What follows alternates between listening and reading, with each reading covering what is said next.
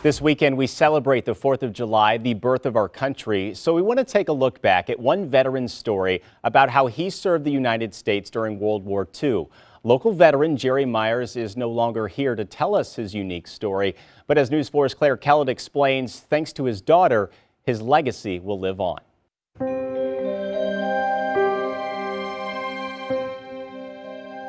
Because he's my hero. What he went through in the service is just overwhelming. To be a young boy, to go overseas, to fly and drop bombs, to go through all the things he did, and then to be shot down and be a prisoner of war and be in the 80-day death march. An emotional Kathy Myers contacted News 4 about telling the almost unbelievable story of her father, Jerry Myers.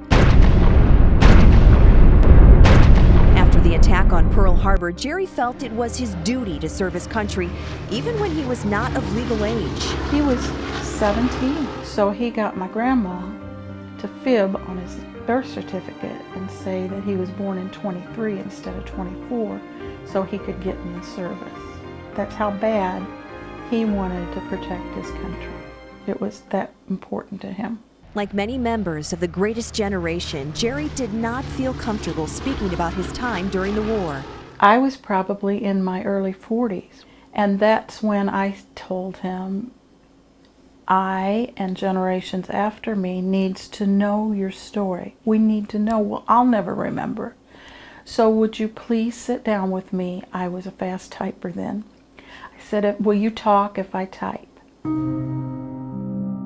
That's where this journal came from, the war in Jerry's own words. I was inducted into military service on January 9th, 1943. I reported to Scott Air Force Base on that day. I believe I was there for about 3 days in total.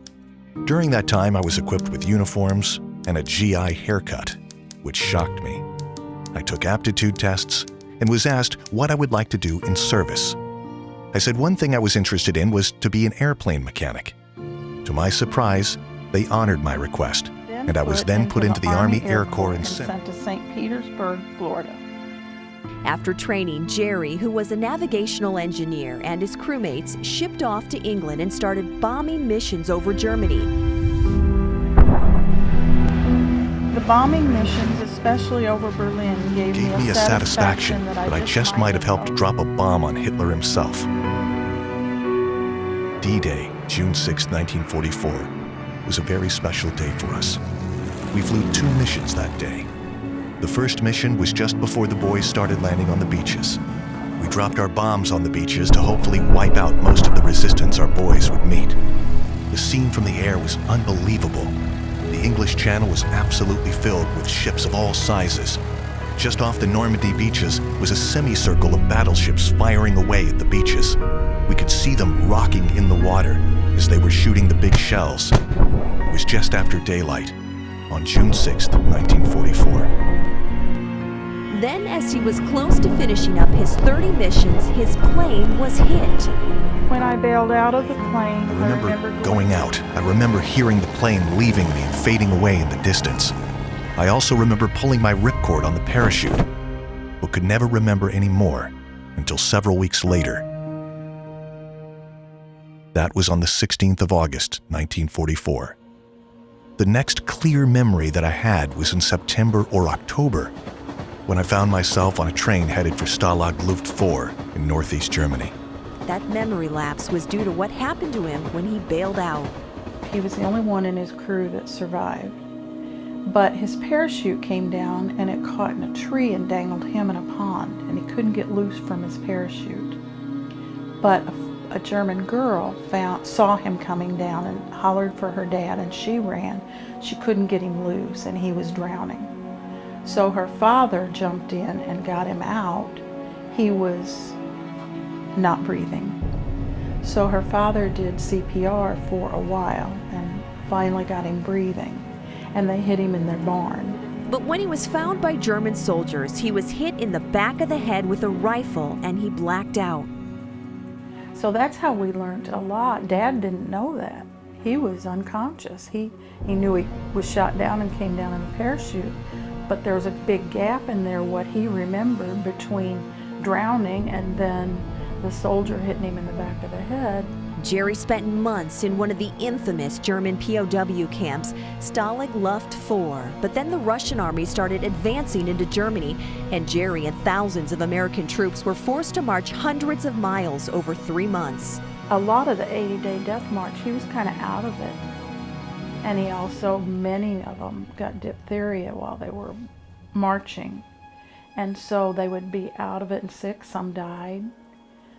They would stop sometimes in barns at night.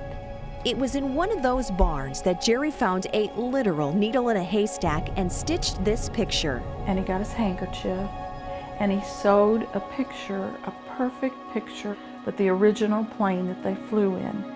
He embroidered a picture of that plane, and it's a really good picture of it. After 80 days, Germany surrendered and the troops found themselves free, and within a few weeks was back in the States and discharged from the service in late 1945. After the war, Jerry returned to the St. Louis area. He hadn't gotten past like the 5th grade in school because they had to work crops. So he got his GED first, and then, or diploma they called it then.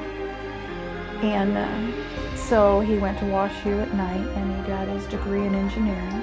And left a lasting legacy for his family. And thanks to his daughter, future generations will be able to read his words. As a general statement, I really was treated good in the Air Force. I do feel like God was with me all the way through my experiences in World War II. Claire Kellett, News 4.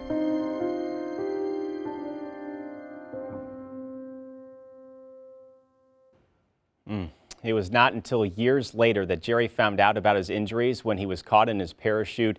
The farmer that saved him wrote a letter to the War Department wanting to know if the American he saved was still alive. This is a copy of that letter. When it became declassified, Jerry got that letter and discovered how he had been hit in the head by a German soldier. For that, he received a Purple Heart. After the war, Jerry suffered from chronic headaches, but years after discovering that he had been hit in the head, he got an X-ray and doctors found a bone chip, so he had a surgery late in life and his headaches finally went away.